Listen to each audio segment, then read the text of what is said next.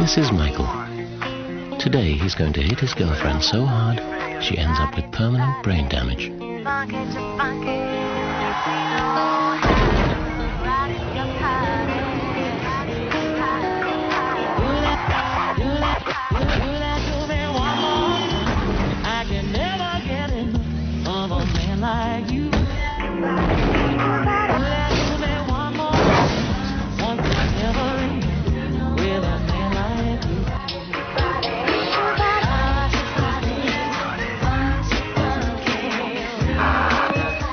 Three dead in this vehicle.